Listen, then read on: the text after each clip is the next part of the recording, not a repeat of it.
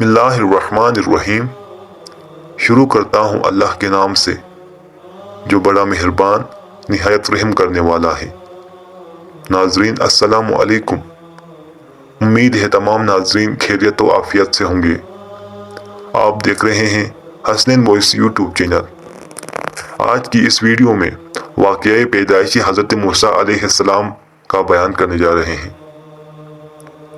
فرعون کو نجومیوں نے یہ خبر دی تھی کہ بنی اسرائیل میں ایک ایسا بچہ پیدا ہوگا جو تیرے سلطنت کی بربادی کا سبب ہوگا۔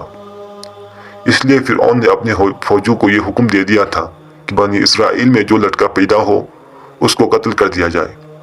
اسی مصیبت و آفت کے دور میں حضرت موسیٰ علیہ السلام پیدا ہوئے تو ان کی والدہ نے فرعون کے خوف سے ان کو ایک صندوق میں رکھ کر صندوق کو مضبوطی سے بند کر کے دریائے نیل میں ڈال دیا۔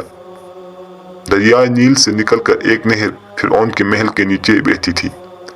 یہ صندوق دریائے نیل سے بہتے ہوئے نہر میں چلا گیا۔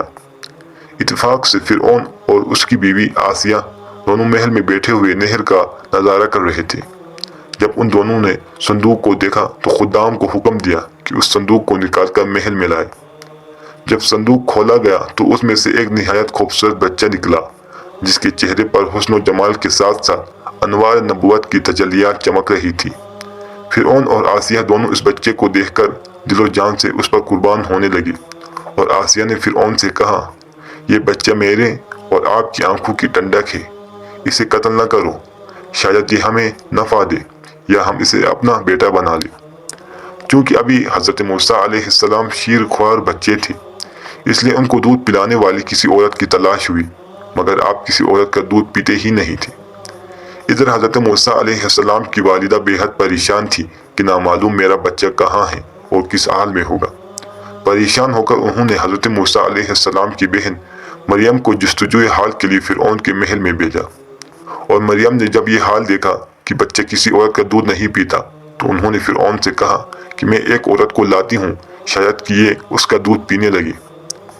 چنانچہ مریم حضرت موسیٰ علیہ السلام کی والدہ کو فرعون کے محل میں لے کر گئی، اور انہوں نے جیسے ہی جوش محبت میں سینے سے چمٹا کر دودھ پلایا تو آپ دودھ پینے لگے۔ اس طرح حضرت موسیٰ علیہ السلام کی والدہ کو ان کا بچھڑا ہوا لال مل گیا۔ امید ہے تمام ناظرین کو ویڈیو پسند آئی ہوگی۔ ویڈیو کو لائک کرنا مت بھولیں، اور اسی طرح کی مزید ویڈیوز دیکھنے کے لیے ہمارے چینل کو سبسکرائب کریں۔ خدا حافظ۔